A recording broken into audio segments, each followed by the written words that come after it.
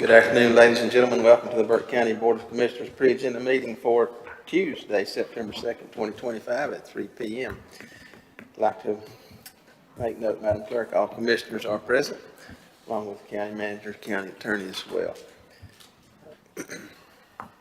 Remind you to silence all mobile devices. If you take care of that, please. Remind all speakers to come to the podium and turn the microphone on by pushing the red button this afternoon so we can get a good YouTube recording and we can also hear you better. This brings us to item number 2, approval of agenda. Gentlemen, you've had the agenda for a couple of days. I'll entertain a motion to approve. I'll make a motion to approve the agenda, Mr. Chair. All right, thank you very much. Those in favor signify by the uplifted hand. 5-0, Madam Clerk.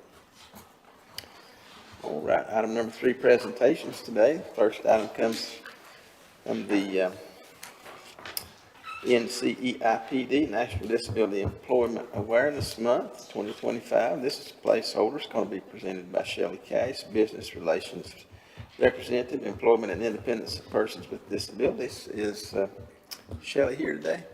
All right, Shelley, good to see you. Come on down. Good afternoon. Thank you for allowing us to come, and we are asking for the proclamation for the 2025 NDEAM event, and the theme this year is celebrating value and talent. So we are EIPD, formerly known as Vocational Rehabilitation, and we appreciate it. Thank you. All right, thank you, Shelley. Any questions for Shelley this afternoon? All right, seeing here none, this item will remain on the agenda. Thanks, Shelley, for being here. Item number 2 comes from Cooperative Extension, 4-H Program Overview and Recognition of 4-H State National Championship winners. This is a placeholder. Nikki, good to see you this afternoon. Tell us all about it. Hey, so my name is Nikki Carpenter, and I'm the Burke County 4-H agent, and just want to give a brief overview of what 4-H is. So 4-H is a international program. It stands for Head, Heart, Hands, and Health. It is learned by doing, and we have a great Burke County 4-H program.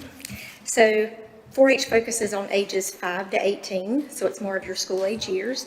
5 to 7 are non-competitive, and then 8 through 18 can be a different contest and competitions.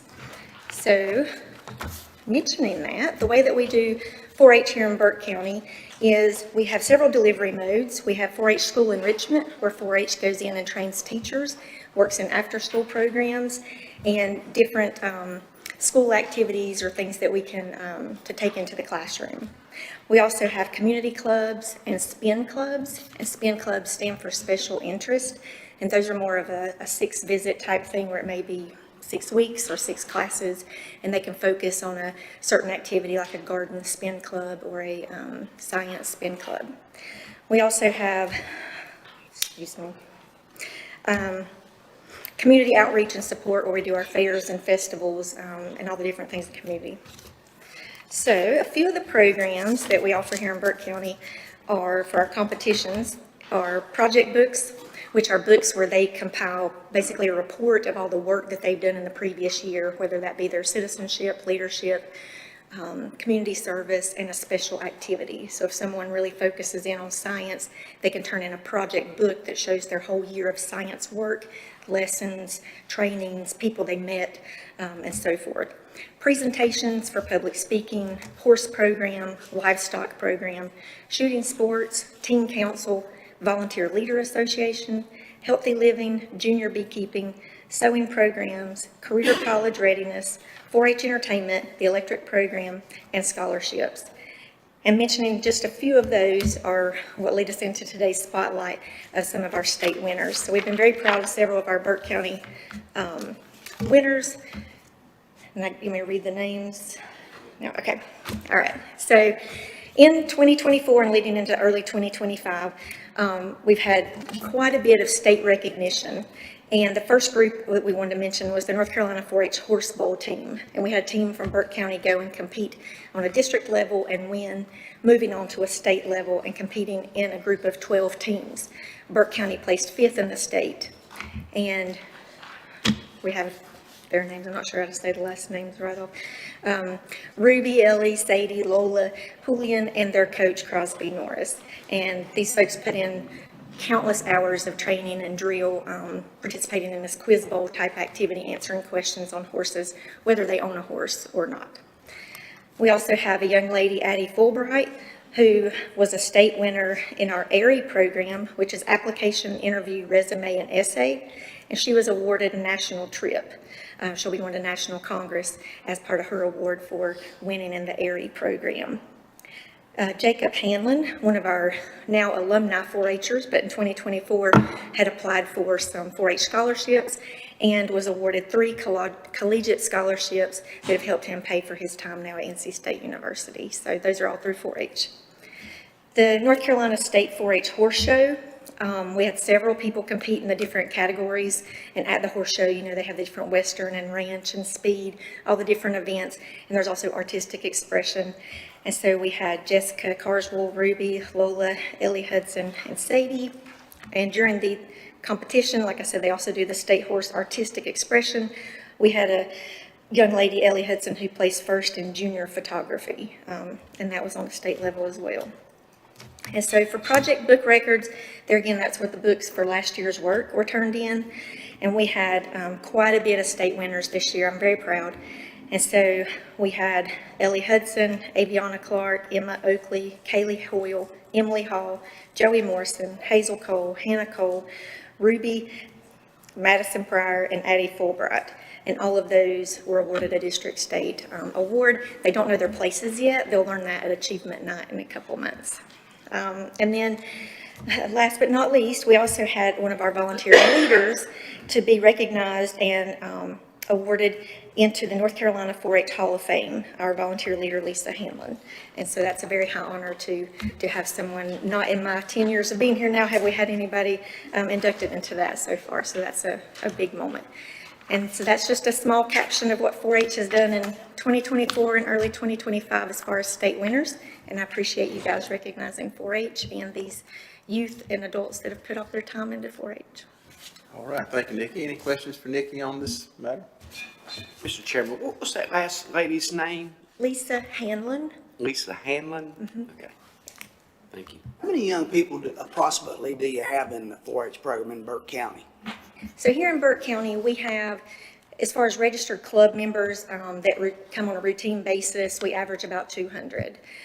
Throughout the entire school system, before school and after school, and those type activities, our numbers are usually around 2,000 that we reach indirectly. So good numbers. Thank you. All right, without other question, this matter will remain on the agenda without objection. Brings us to item number 3, also coming from Cooperative Extension, proclamation declaring National 4-H Week. Nikki. Okay, first time doing this. I really don't know what you want me to say. I don't have the paper in front of me.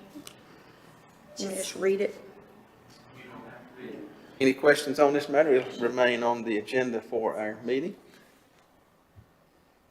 All right, seeing here none, you've got the proclamation, and we will continue to have that on the agenda. We'll go over it more at our regular meeting. So it was the proclamation for National 4-H Week, the first full week in October, the 5th through the 11th. Very good. All Thanks. right. Without objection, this item will remain on the agenda. Thanks, Nikki. Item number 4 comes from DSS, foster care presentation. Mr. Manager. Thank you, Mr. Chairman.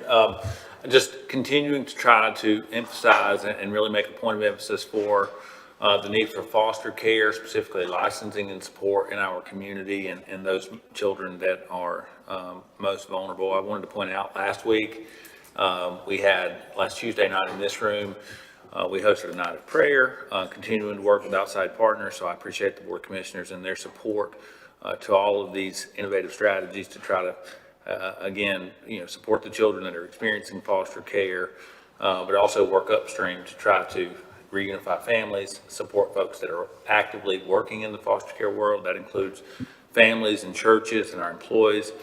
For September, we actually have, and with the board's permission, we'd like to add it on to the monthly DSS Director Report, but we have a foster care social worker with us today, Mr. Garrett Smith. Appreciate him so much being here, but we'll show a very short video and then just allow Mr. Smith to talk about what a day in the life of a foster care social worker is and what type of experiences they have, and really give us a behind the curtain perspective into what they encounter every day. So again, appreciate every single month the Board of Commissioners allowing us to make this a priority. And I appreciate Mr. Smith being here today to share. And I would like to defer this presentation to follow Corey's DSS Director report, if that's okay. All right, thank you, Mr. Manager. Without objection, this item will also remain on the agenda. Item number 5, also coming from the County Manager, end of the year report, Mr. Manager. Thank you, sir. Staff are actively working on the board's end of the year report. This would summarize our operations for the fiscal year 24-25. As you all know, our fiscal year concluded June 30th, 2025. The end of the year report is really a comprehensive performance report. It summarizes financial performance and highlights primarily our 2 enterprise funds as well as our general fund, but also points out performance metrics from some of our other departments, and is intended to really recap the entire 12-month operating period in a way of that propels us and sets the tone for the current year that we're operating in.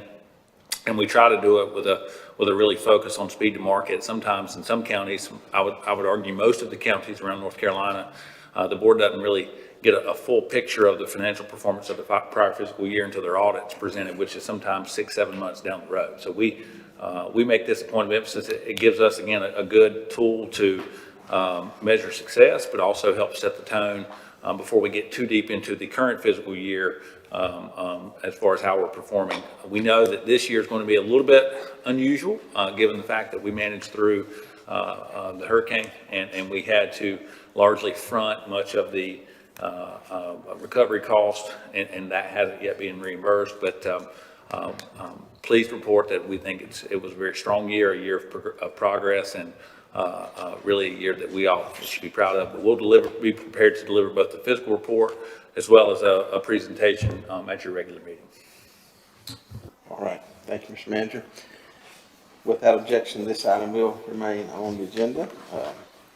This brings us to item 4, scheduled public hearings. We have no public hearings this month. And then item number 5 comes to the consent agenda. First item on the consent agenda comes from the Animal Advisory Board, approval of updated rules and procedures. And I'll recognize Debbie Hawkins for this report, Chair.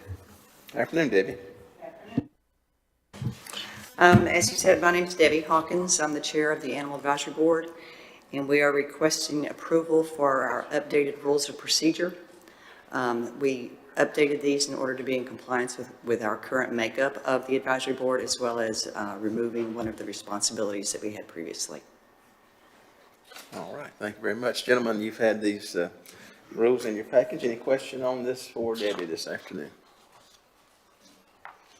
Seeing here none, this will remain on the agenda. Thank you very much, Debbie. Item number 2 comes from our clerk, appointment to Council on Aging, presented by Madam Clerk. Thank you, Mr. Chairman, members of the board. This is a request to remove Maxine Childers' name from the official roster and thank her for her service, as well as appoint Heather Ward to seat number 4 to complete the remainder of a 3-year term ending November 30th, 2026. And you have a handout at your seat. Any questions on this item? All right, seeing here none, this item will remain on the consent agenda. Item number 3 comes from the Tax Department, Tax Collection Report for August 2025. Recognize Mr. Bridger. Have I seen John? You know anything? Yeah, I would just say that we won't have our full collection. Madam Clerk, go ahead. You have your tax reports at your seats. I'd be happy to read those if you want, or.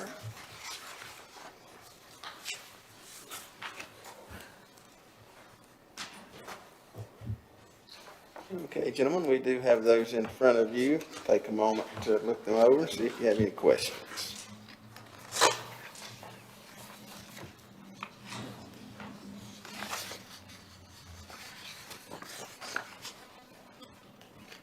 Any question on the tax collection report? Seeing here none, without objection, this item will remain on the agenda.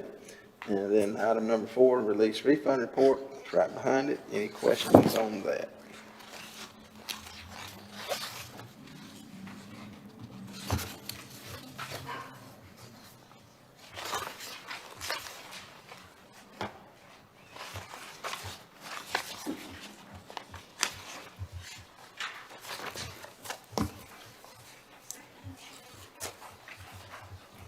All right, seeing here none, without objection, this item will remain on the agenda as well. All right, brings us to item number 6, items for decision. First one from the clerk, reappointments to Burke County Board of Adjustment. Madam Clerk. Thank you, Mr. Chairman, members of the board. Gregory Smith occupies seat number 4, representing the West. He is willing to serve another term. His term ends at the end of the month. And you also have an application from Damian Patton.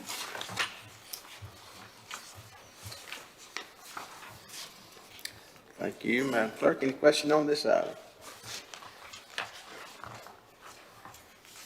Seeing here none, this item will remain on the decision agenda. Item number 2, also from the clerk, reappointments to the Burke County Planning Board. Madam Clerk. Thank you, Mr. Chairman. The terms of appointment for Sean Freeman, seat number 2 East, and Andrew Loudermilk, seat 5 at large on the Burke County Planning Board ends September 30th. Both members are willing to serve another term, and the term is for 3 years, and we have 12 applications on file for your consideration. All right, thank you, Madam Clerk. Any questions on this item? Seeing here none, this item will remain on the decision agenda. Item number 3, also from the clerk, appointments to the revaluation task force. Madam Clerk. Thank you, Mr. Chairman, members of the board. At the July 21st, 2025 meeting, the board, as you know, appointed the revaluation task force. This group consists of 7 members of the public, and each seat has a different requirement. This is a request to appoint someone, right now, Keith Ferris, to seat number 3, representing the insurance professional. Seat 4, Evan Crawley, representing the agricultural community. Seat 6, which is at large, Jerry Norville. And seat 7, citizen over the age of 55, Johnny Carswell. You do need applications still for seat 1, which is the retired or actively employed in real estate, property appraisal, or tax administration. A licensed general contractor with market-based construction costs for seat number 2. And seat number 5, we still need one more at-large member, and we have been actively recruiting. But this is all that we have at this time. All right, thank you, Madam Clerk. Any question on this item? I would encourage you to reach out to your acquaintances. If you know of anyone who can meet these requirements for this task force, please point them toward the clerk. She will be happy to assist them on an application. Without objection, this item will remain on the agenda. Item number 4 is also from the clerk, appointments, reappointments to the Veteran Service Board. Madam Clerk. Thank you, Mr. Chairman, members of the board. This is a request to make some appointments or reappointments to the Veteran Service Board. This is a board that's comprised of 5 veterans with an honorable service record. The terms for David Tubergen, seat number 3, and Edwin Ware, seat number 4, will expire September 30th. Both members have expressed a willingness to continue serving, and we also have applications on file from Jim Frady and Dylan Smith. The term is to 3 years ending September 30th, 2028. All right, thank you, Madam Clerk. Any questions on this item? All right, seeing here none, this item will remain on the agenda. Item number 5, CD and ROD centralize the plat review function to the county staff. And I recognize Alan Glines, our planning director. Afternoon, Alan. Good afternoon, Mr. Chairman, commissioners, members of the public, staff. In collaboration with the Register of Deeds Office Community Development staff, proposed consolidating the plat review process in-house in Burke County. Right now, that's taken care of at each of the municipalities.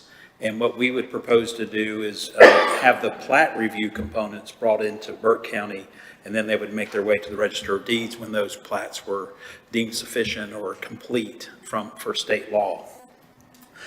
The municipal planners would still have a component because they'll have their own zoning rules to manage, and any watershed review that would be required and done locally at the municipal level. But the standard for plat review, we have to meet a standard 4730 for plats. And for better consistency and improvement of those plats, for completeness when they reach the Register of Deeds for recordation, we propose doing that here at the office. So that's what we brought before you. In my office, we feel that we can handle this new capacity.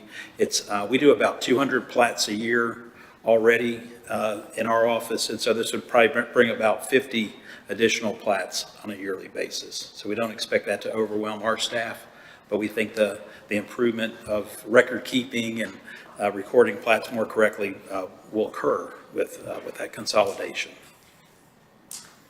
All right, thank you. I Any know questions? Stephanie's here if you need her consult as well. Any questions for Alan on this item? All right, seeing here none, this item will remain on the agenda. Thank you, Alan. All right, gentlemen, brings us to item number 7, reports and comments. I'll remind you to provide any reports you may have to the clerk for inclusion in our regular meeting. I have a number of courtesy reminders. Our regular meeting will be 6 p.m. on September the 15th here in this room. Our opioid advisory committee will be meeting September 16th at 3 p.m. also in this room. Remind youth groups that might be interested in leading our Pledge of Allegiance in our regular meeting to please consider that and sign up with the clerk for that. Several other items there you can see, gentlemen. We'll move on to item number 8 for other discussion items. Have none today. And this brings us to item number 9, action items that we need to take action on today for various reasons. And I'll entertain the county manager at this time for the opioid litigation update resolution authorizing execution of opioid settlements. And this comes from Dr. Katie Samuels. Afternoon, Katie. Good afternoon. So what we have before you today is an update on the settlement agreements and an authorization that would approve the county manager to be able to sign on to some of these agreements. So we're taking the opportunity to review a little bit of where we are with the settlements. Look at the supplemental agreement for additional funds and the Purdue-Sackler settlement, and then what we need to do to be able to access some of this funding. So the settlement framework and background, in 2021, the initial MOA between McKesson, Johnson & Johnson, AmerisourceBergen, and Cardinal Health allowed us to have these initial opioid settlement funds. And we signed on to that in November of 2021. In February of 2023, the first supplemental agreement for additional funds came down to us, and that was settlements with Walmart, CVS, Walgreens, Teva, and Allergan. And then in 2024, the SAF2 added Kroger onto that settlement. So with these 3 waves of settlement funding, we have accrued $24 million over the course of 18 years to be able to use this fund. And all of this is governed by the original MOA, which dictates that this funding can only be used for opioid abatement.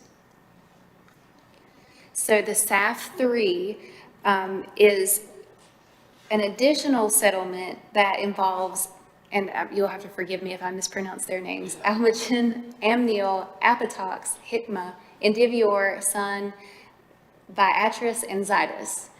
It will go under the original MOA, which designates 15% to the state and the 85% coming down directly to the counties.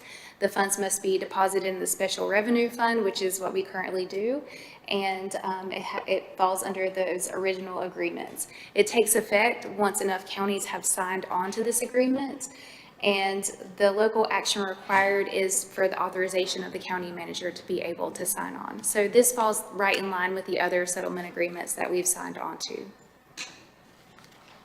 The Purdue Sackler bankruptcy settlement, we've all been watching this for the past few years to see what was happening because the Sackler family is pretty notorious about beginning the opioid crisis, and we've been in litigation and they've been in the court system for quite some time.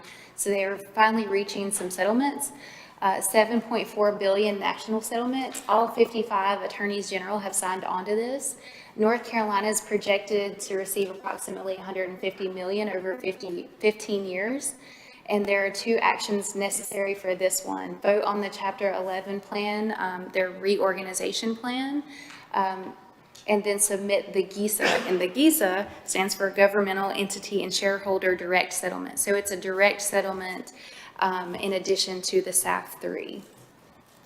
Payments begin early 2026 with 2.4 billion initial distribution followed by installments over 3 years.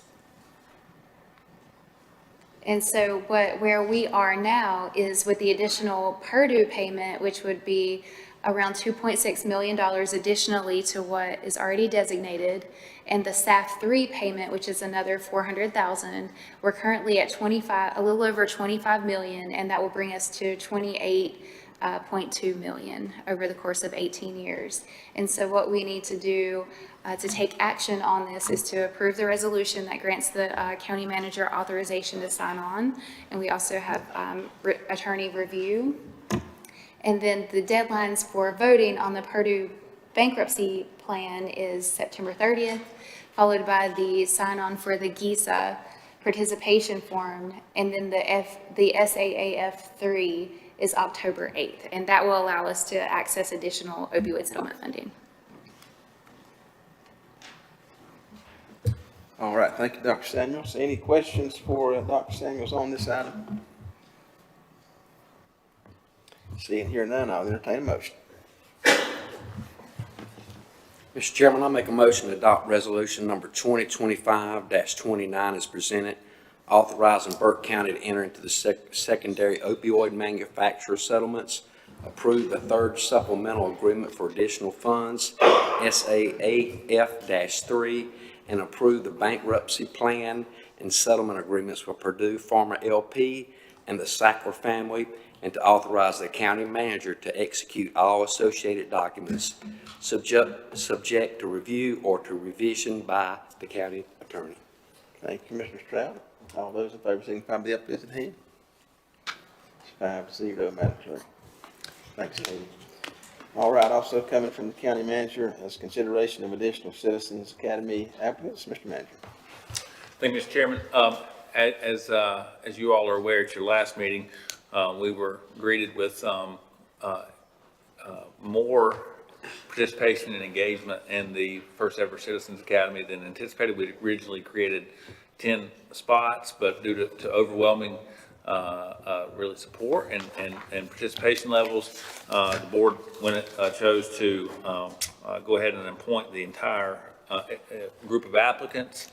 Since that point, we've had 2 other folks apply, Mr. Joseph Winkler and Meg Petit, and the request from staff would be for the board to appoint those 2 as well. We have had 1 person withdraw, so we would have been at 20. Now we'll be at 19. We still feel like we can facilitate that in a very proficient way. We are set to start September the 11th, so we have to do it at pre-agenda since your next meeting will be September the 15th. All right, thank you, Mr. Manager. Any questions on this item? All right, seeing none, I'll entertain a motion. Mr. Chairman, I make a motion that we approve the addition of Joseph Winkler and Meg Petit to the fall 2025 Citizens Academy class. Thank you. Mr. Vice Chair, all those in favor signify by the uplifted hand. 5-0, Madam Clerk. All right, brings us to item number 3, DSS Monthly Operation Report, and I'll recognize our DSS Director, Corey Fisher-Wellman, for that report this afternoon. Afternoon, Corey. Good afternoon, how are y'all?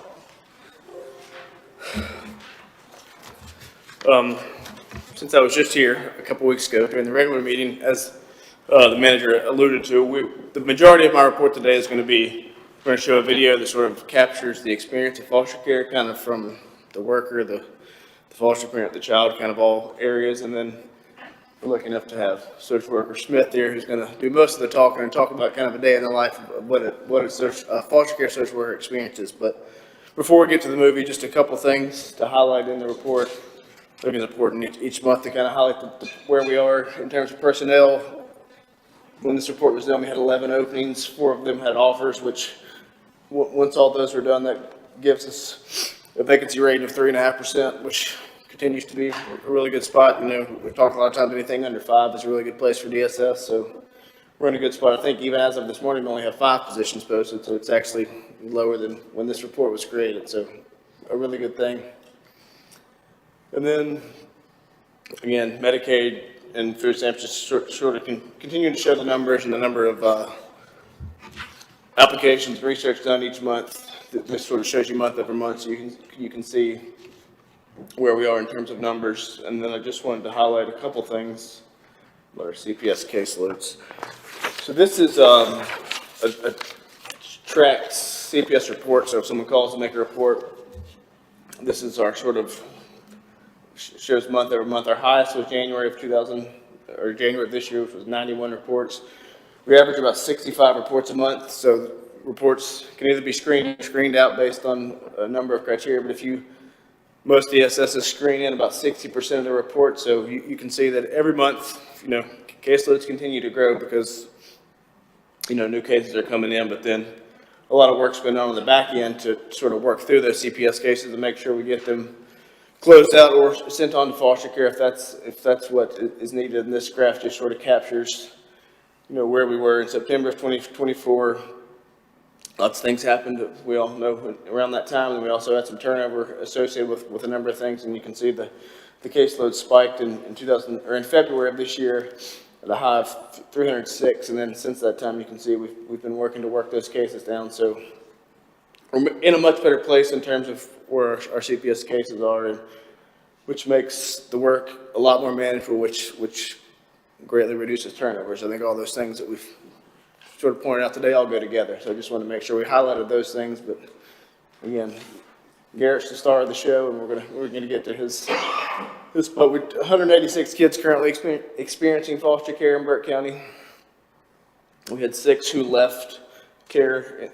This would be the month of July.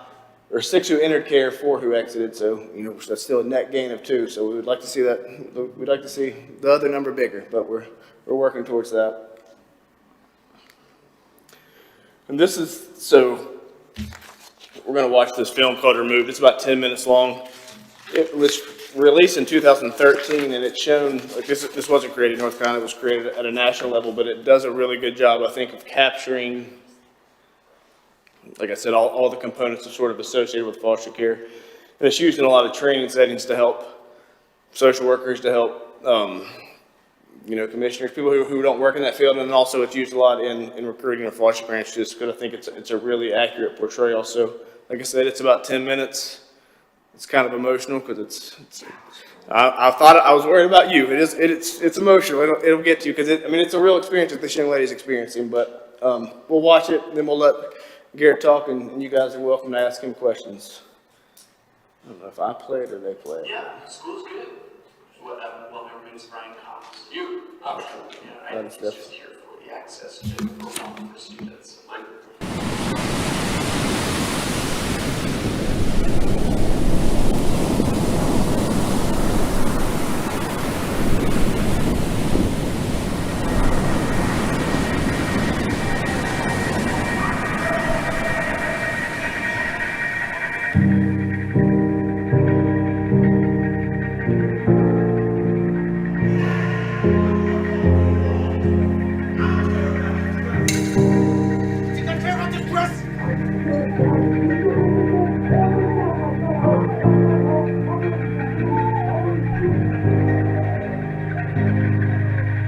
Sometimes someone hurts you so bad. I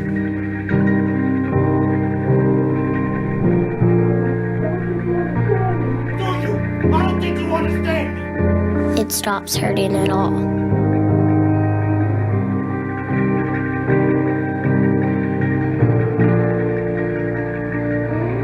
Until something makes you feel again. And then it all comes back. every word, every hurt,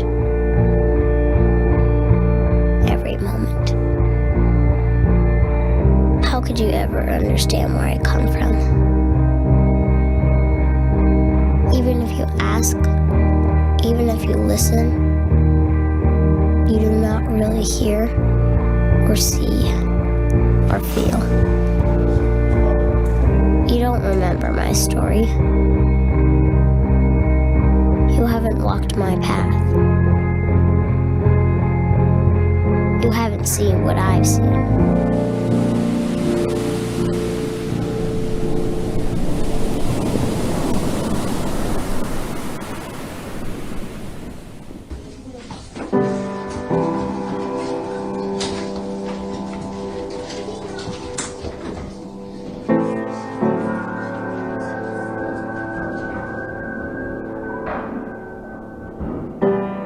My past defines me. This is who I am.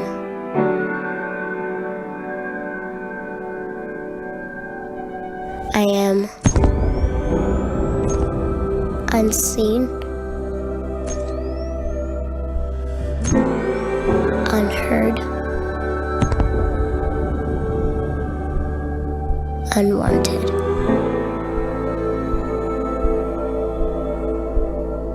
That is what I am, if even I am anything.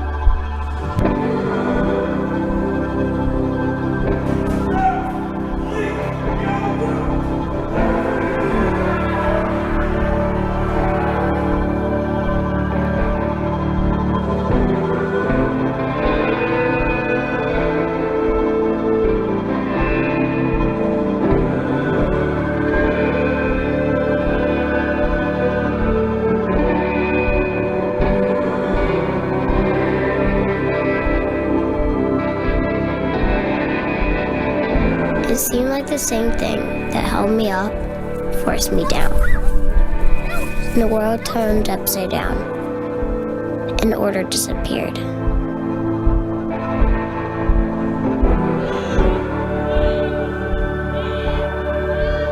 Nothing was how it was supposed to be. And a heavy sadness filled my soul.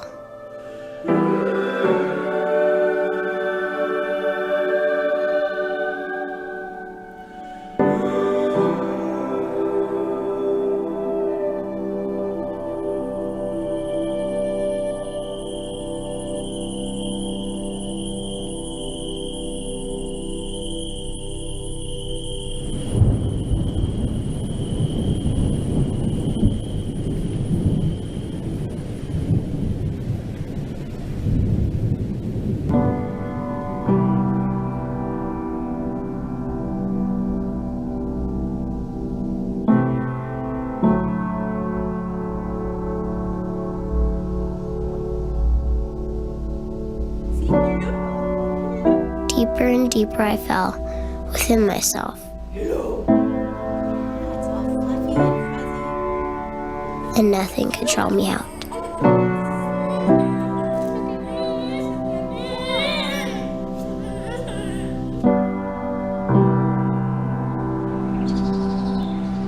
Trapped in the misery of my life.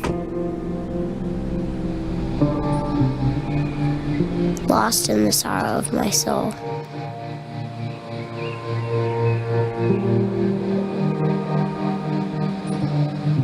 Unable to see the light. Unable to see the dawn. To feel. To hope. What are you doing picking my fruit? To dream.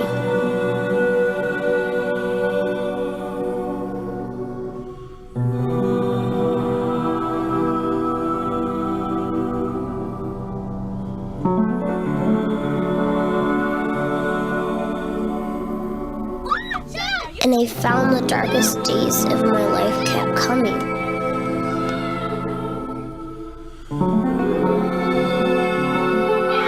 The blackest nights for my soul never stopped.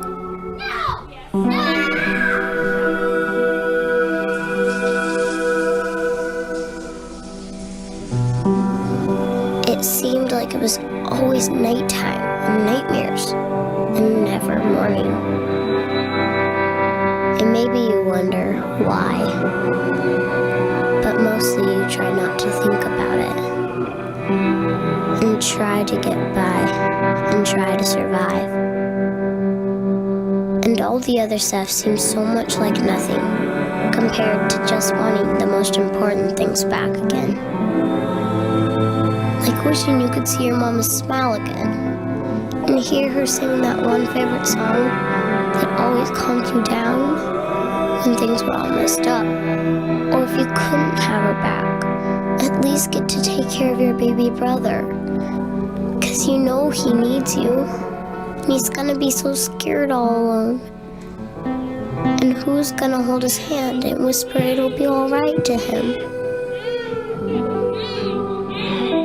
And who will whisper it to me?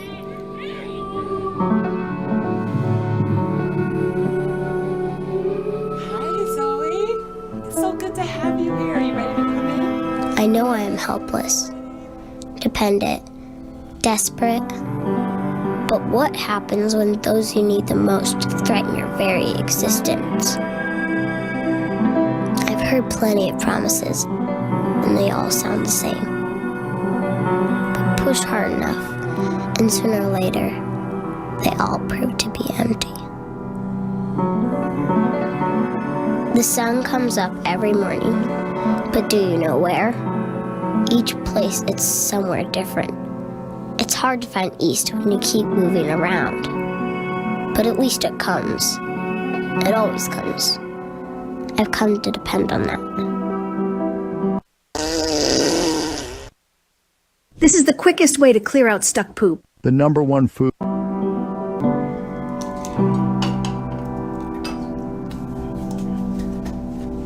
And slowly seasons changed around me. And it seemed, this time, that maybe the world would not be pulled out from under me again.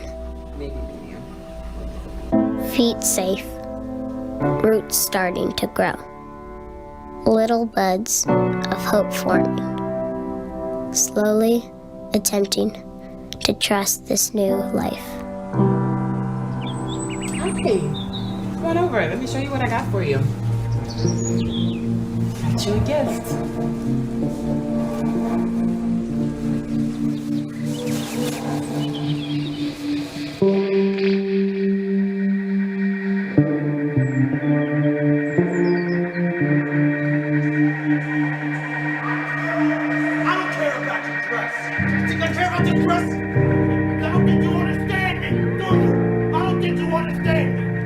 I wish someone would tell me it's gonna be okay. I swear to God, you touch me again, I will kill you. Don't touch me! Don't care about That one day, maybe, I feel normal. That I won't always be alone. That I'll have a mommy who will hug me and be strong for me. Because maybe I can't do it all by myself.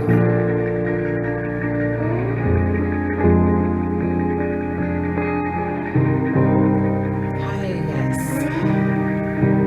I'm calling to you guys know that I have this week. Thank you so much. Yes. Okay, make sure you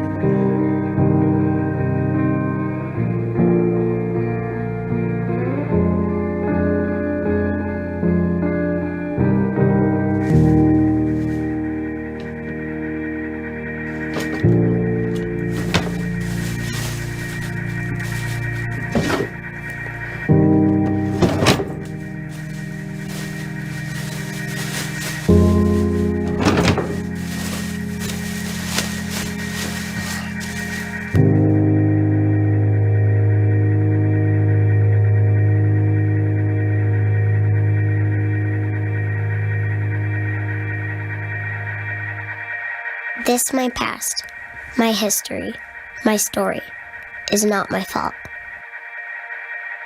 It's not because of me. And doesn't have to be what defines my future.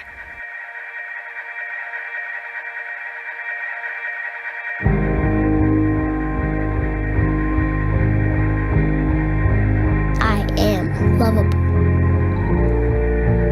I am worthy of care. And that glimmer of light, it makes all the difference.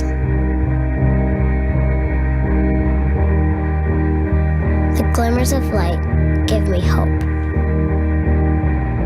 that someday my summer will come.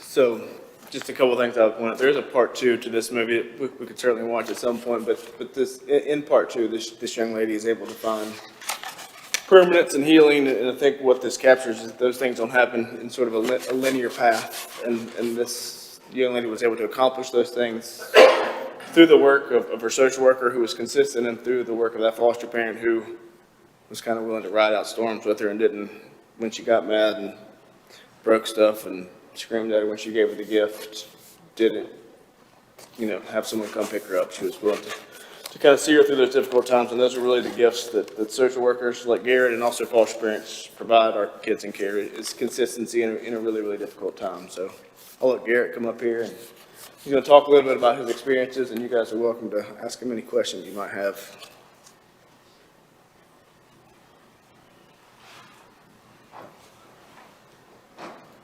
Good afternoon. So first of all, thank you guys, all the county commissioners, Mr. County Manager, and Mr. Fisher-Wellman as well. Thank you for considering me to be able to do this. It's an honor. So I want to start with saying this is not a job for everyone. It can be very difficult. It can be very emotional. It can be very draining. But in the end, it is worth it. So when we come in, I would like to be able to tell you that we can come in and look forward to what some people would consider, just an average day, like something that you can expect to happen every single day. You come in, you just sit at your computer for 8 or 9 hours, and then you go home. That's not this job. We do have plenty of work that does consist of that. For example, we come in, it's our job to do things like court reports. We have to keep the judge up to date on where our parents are at, on how our kids are doing. And we also have what are called day sheets. We have to submit those to the county at the end of every month, and we have to keep, that way you guys know exactly what we're doing and what our job consists of. I am an adoptions foster care worker, and there are a few less of us than there are what we call reunification foster care workers. So I just want to briefly go into that, and then I'll give you an example of something that I've had to deal with for the last week and a half, and I can't go into too many details about it because it's highly confidential stuff, but I'll try to explain it the best I can. So when a child comes into care, we do our very best to try to find placement for them as quick as possible. And most of the time, it's usually pretty quickly. We try to ask and see if there are family members that can take them. And if so, we do background checks, we do our due diligence, and we place those children with the appropriate caretaker at the time. If there is no family member available, then we'll look for a suitable licensed foster parent. Now, some children have to be leveled up. And what that means is we have different levels of care for children that require therapy, enhanced services, things like that. So you start out having regular family placement, and that may not be kinship, it could be, but it might also just be a regular foster care setting. Then, if the child needs to be leveled up a notch because of, let's say, they have some behaviors, they get moved into level 2 therapeutic, and there's also a subcategory in that that's IAFT, which is basically the child, it's the same kind of level, but the child is placed in the home with no other children, so that those placement providers can focus solely on caring for that child and their needs. It might be because maybe the child doesn't do so well with other children. It may be for other reasons, but that is that. If the child needs a more intense level, then we go up to level 3. And that's just more intense. And sometimes you hit it where children have to go to what's called a PRTF, which I'm pretty sure is Psychiatric Residential Treatment Facility, and that's one of our highest levels of care. And let's say a child goes into that, then they can work on leveling down. They get the proper services that they need, and they work on leveling down. So when we go in every day, it's our job to make sure that the kids are getting what they need. If there are any disruptions that the children are unfortunate enough to be having, we tend to that. We'll try to provide whatever services that we can to assist on top of the services that are already being provided to them in the placement. And there are times where you will go in and there will be something that happened the night before. You may have to deal with something that happened the previous day. But regardless, we do what we can to try to help them, help provide the services that we can. So when you're a regular reunification foster care worker, you make sure that your parents that you're working with have the services that they need. You're going to do a case plan with them. This case plan gets updated every 3 months in a CFT or PPR, a child family team meeting or permanency planning review.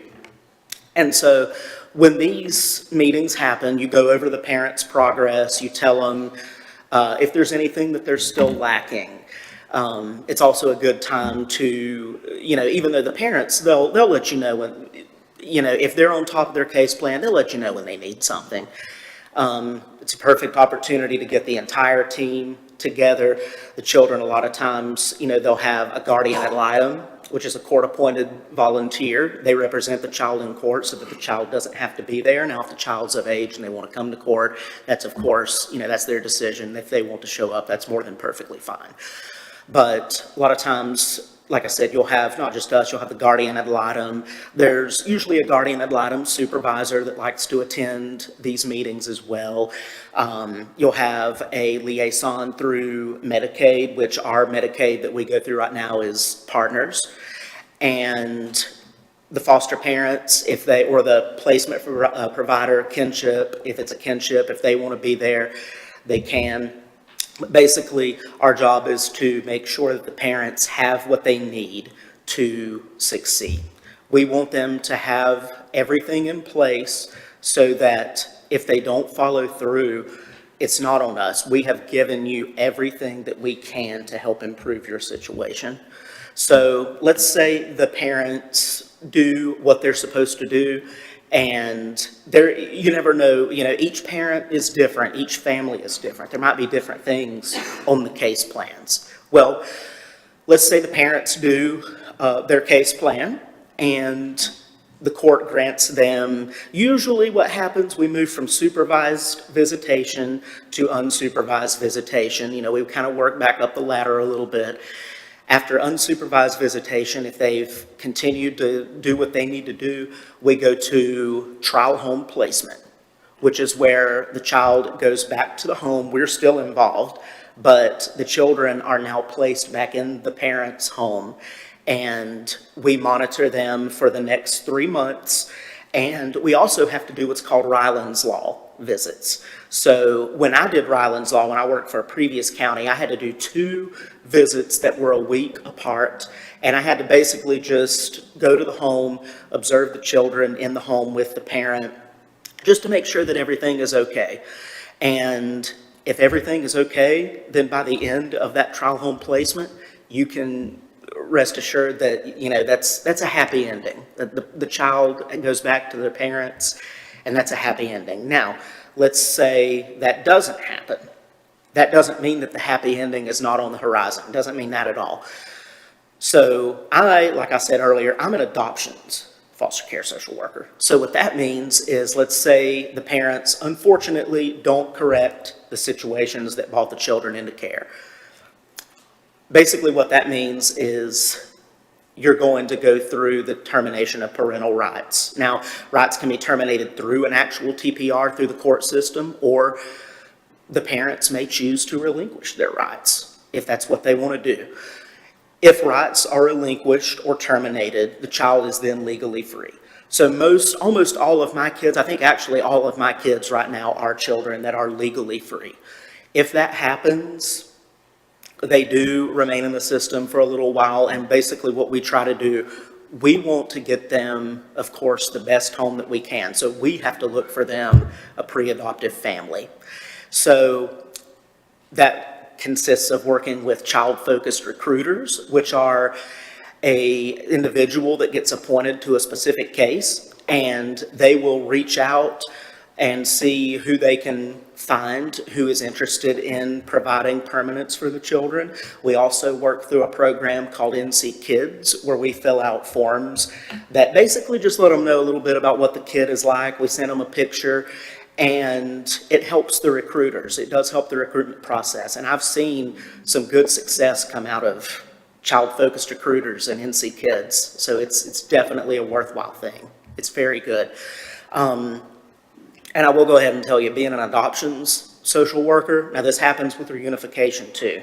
When you're a reunification worker, you'll see not just the kids, but you'll see the bio parents at their best, and you'll see them at their worst.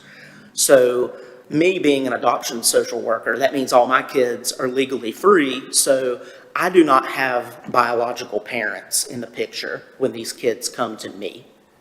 When they come to me, they have, a lot of times, no one. So they don't have any family that they can contact. They've got no one. I don't really know, like there's no way to sugarcoat that. They got no one. So that's where you come in. There are times where I will have to be dad, and I will have to, sometimes you have to answer the calls. Sometimes you have to, this is not something that I have to do, but on some of the ones where it's a little bit more strenuous, a lot of times on visits, I like to take them, to give them that sense of normalcy, take them out to Walmart, take them to get lunch, just something like that, especially if they've been good. Now, that being said, me being an adoptions social worker, I have seen a lot of my kids at their best, and that might be they've done very good in the home, so they get a nice little reward for it. It might be that they've gotten an award at school. A little over a year and a half ago, I attended a school ceremony in Taylorsville because I had a child on my caseload who, to his surprise, was nominated for an award. I think it was Best in Class, I think. And that was, and I'm not up here to try to tell you a sad story or toot my horn or anything like that, but I was the only one that was there for that. And as I was walking out, the school resource officer did a little fist bump with the child, and when the child walked out of view, the school resource officer told me, he said, I'm so glad that someone was here to represent that kid. So it just goes to show you, sometimes, a lot of times, these kids have nothing. So that's where you come in, and you have to be the everything to their nothing. So let me just give you guys one example before I turn it over to you guys for questions, if that's okay. So when I say this job is not easy, there are times where you will want to just throw your hands up in the air and say, I cannot do this anymore, but you can't do that. You cannot do that. You can't give up when things get tough. You cannot do that. A week and a half ago, this was on the 14th of August. Now, this is what I was telling you guys at the beginning. I cannot give too many details about this. I have to be as bland with this as I can be because a lot of confidential information here. But just to give you guys an example, a perfect example of what I'm talking about. So I had a child who was in a pre-adoptive home. He had been visiting with a pre-adoptive parent for over 2 years. And this parent lived in another state, so that means we had to issue what's called an ICPC, which I believe is Interstate Contract for the Placement of Children. Don't quote me specifically on that, just in case I got one of those wrong, but I'm pretty sure that's what it stands for. Basically what it is, it's an interstate agreement. It doesn't matter if the child is going to be placed as close as Virginia, Tennessee, or South Carolina, or as far away as California. And we've had that before. We've had relatives in California ask for placement of children. We have to send an ICPC. So basically what that does is it helps prevent things like human trafficking, and it basically goes to our state and it goes to the parents' state, the prospective parents' state, and it basically, they have to do a home study and they make sure that all is good in the home. It's their job to make sure that all is good in the home so that this kid can move there and be safe and sound in another state. So we had to do the ICPC process. There were a lot of hiccups on this one. Usually an ICPC process takes up to 6 months. I've seen them come back in 2 weeks because this pre-adoptive parent, not this one in particular, but the one in the 2-week example, she stayed on top of it. Like, she annoyed them at the ICPC office and she got hers back quickly. Normally it takes about 6 months, maybe a little longer. In COVID, it took up to a year sometimes for an ICPC to come back. But when the ICPC comes back, the child can then move to that home. If it's approved, they can move to that home in another state. So basically, this child was visiting with this prospective adoptive parent for a little over 2 years. And we thought, like, wow, this is, this kid was like, and this is a therapeutic child, so he's not always the easiest one to take care of. Well, they had been visiting. In May of this year, the ICPC finally went through, and he was able to move into the home. So he had been there for almost 3 months, actually living there for the purpose of adoption. And just about a week and a half, almost 2 weeks, it'll be 2 weeks this Thursday on August, I think, maybe a little more, I'm sorry. It was August 14th is when I got the call. I was sitting in my office, and I get a call from the police department in this county. And he tells me that this child has been removed from the home by that county's DSS and that he can't go back there. There's been something that's happened. There was a child that was previously placed there that had made some allegations, and it was serious enough to where the police got involved, and you can just kind of take it from there. So this child had to be removed. This child was maybe a month or 2 away from adoption and was removed from what we thought was going to be a pre-adoptive home. And that crushed this child. He had to come back, and that's something else and that's the thing, there's so much with this job to talk about, and I try to fit everything in, so I'm probably going to leave some stuff out, and I apologize for that. But if a child needs placement and we don't have one, or if an emergency removal like this happens, there's a lot of times the kid will come to the office and we have to be their parents while they're at the office, and we have to take turns sitting with them. This child came to the office that night. I sat with him till about 8 o'clock. The next people came in and took over. The very next day, I was fixing to go to Walmart, because you got to remember, this child, he was removed from the home. This was his hopeful forever home. So he came back to DSS. He had to leave this home where everything was, including his motor scooter, 4-wheeler, dog, all that. Had to leave this home, come to DSS with a backpack and a carry bag. I couldn't imagine. Some of these kids that wake up from day to day not knowing what's going to happen, I couldn't imagine. I don't know how they do it, but they're resilient. And I give these kids a lot of credit for that, because I don't know that I could do it. And I'm 31 years old going on 32. I don't know if I could do that, and they do it somehow. But the very next day, this child had a severe panic attack, because I think reality had set in finally. And don't get me wrong, there was a little bit of crying the night before, but I think what happened, I think reality had finally set in, and this child had a severe panic attack, big breakdown. And we were there for that. He had to go to the hospital for that, and then we found placement. About a week ago, I was able to take him to placement. And, you know, the thing is, I don't know. I would be lying if I came up here and told you that I knew where this was going to go from here, because I don't. I really don't. He doesn't know. He definitely doesn't know where this is going from here. And I cannot imagine how scary that would be. And I don't know where this is going to go from here. But I know it's in God's hands. And I have to put trust in that. And I have, you know, no child is unadoptable. I have to believe that. There's someone out there for everyone. So that's an example of when I say there's a lot of times you come into this job, you don't know what you're going to be dealing with. I had absolutely no clue when I woke up on August 14th that that was going to happen. I thought this case was a month, 2 months away from adoption. I had absolutely no clue that that was what was going to happen, and yet it happened. So the job can be very strenuous, but it can also be very rewarding, and I'll give you a very brief example of that. I had a child that was placed in Fort Bragg, and he had a single parent. She was a Marine, actually. She was a Marine, and she lives in Charlotte.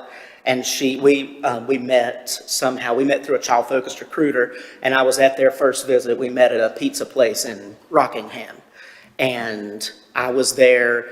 The child-focused recruiter who helped recruit her was there. And of course, she was there, the child was there. They got to know each other. They wanted to continue visitation. And of course, just like with any family, they had their ups and downs, but it worked out. And 1 month before his 18th birthday, last year, he was adopted. So there's always, you know, it may not be right around the corner. It might not be just up front. But I've learned that almost always there's a happy ending. And you can be a part of that if you're in this role. And I'm very happy that I'm in this role. Because even though there are days where I wake up and I'm like, oh my gosh, I really can't understand how I can keep doing this, I remind myself at the end of the day that I'm where I need to be. I'm where I've been put for a reason. And that's that. So just really quickly, one other thing that I do want to touch on is typical adoption day to day. If we have a child that is in, let's say you've got a child that's in a family, they're ready and willing to adopt, we have a few packets that we have to do. Basically, you start out, you review adoption assistance paperwork. That's where you determine whether or not the child's going to be eligible for adoption assistance after they're adopted. If they're anywhere between the ages of newborn to 15, they get adoption assistance. The parents get adoption assistance monthly for the child until they're 18. If their age is 16 to 18, they get it till they're 21. So they try to ensure that the kids are very well taken care of financially and that the parents are taken care of financially too, that they're going to be able to continue providing for them. So there are certain criteria that kids have to meet for adoption assistance eligibility. Basically, you review that paperwork with them and they sign it. When all that's done, we hold an adoption committee meeting, which is basically, I'm not going to say it's an informal meeting because nothing with this is informal. You want to be as formal as possible. But we hold a meeting. It's a lot of times 5 to 10 minutes long. It's just the social worker presents the issues that brought the child into care, how good they're doing in the home, why you think they're an appropriate fit, whether or not they're eligible for adoption assistance, just things like that. And then at the end, it's like an all in favor, say aye kind of thing. And so if the placement is approved, and most of the time it is, then we can move on. And so we fill out a first packet of paperwork for our clerk so that the petition can be filed. Once that petition is filed, the parents will meet with the attorney that they've requested. Once that happens, the petition is filed. Then we complete a second, slightly smaller packet of paperwork. And once that is submitted, we're just waiting on that final petition. So once that final petition is issued, we get to call the family. A lot of times, like my supervisor has a board that we can present. It's like, I can't remember exactly what it says. It's basically after such and such days of being in foster care, so-and-so has finally found their permanent home, or something to that effect. It's just, so this job, even though it can be very stressful, it can be very, very, very rewarding. And it gives me pleasure that I get to be part of, helping people through and helping children through their worst. Because like I said, you'll see them at their best, but you'll also see them at their worst. Well, it gives me pleasure knowing that I get to be the one to help them through their worst, but also being there at the end when that reward finally gets here. And that's just kind of the best way that I can put how it is to be a foster care or adoptions foster care social worker. So if there are any questions, I'll be happy to answer to the best that I can. All right, thank you, Garrett. Thank you for what you're doing. Thank you for being here and sharing this afternoon with us. Any questions for Garrett about his experience? I got just a couple quick questions. So is there a common thread that you see with the placement, having to take children? Is it alcohol and drugs? Is it poverty? What is there a common thread? It varies. A lot of what I've seen is domestic violence, physical abuse, other kinds of abuse, just it really doesn't discriminate. There's all kinds of things. But now I will say this, because I'm not a reunification worker right now, I might not be the most accurate one to speak exactly on what we're seeing the most of right now, since most of the kids that come to me are already legally free. But in my experience, that's what I see a lot of. So the root cause, I guess you guys think about that a lot. What's the root cause? And I don't expect you to have an answer today. You're fine. It's domestic violence is a big one. Substance abuse, that's a really big one. Substance abuse is a very big one. Drug use in particular. Just things like that. Do you see more instances when school's out and summer's here, or does that have an impact? Reporting is definitely down in summer. Schools are our biggest reporter, so CPS reports go down for sure in the summer, and now we're in a time when kids are just getting back to school, so reports go up. That doesn't mean that things don't occur in the summer, Right. just the reporting is more frequent. And correct me if I'm wrong, but also on holidays, like over Christmas and over extended breaks like that, we also tend to get a lot of reports too. So. In a county where roughly 63% of our kids are qualified for free and reduced lunch, and I have walked the halls of schools, I'm sure many others have, and I saw teachers sneaking food into backpacks of kids before they go home on the weekend.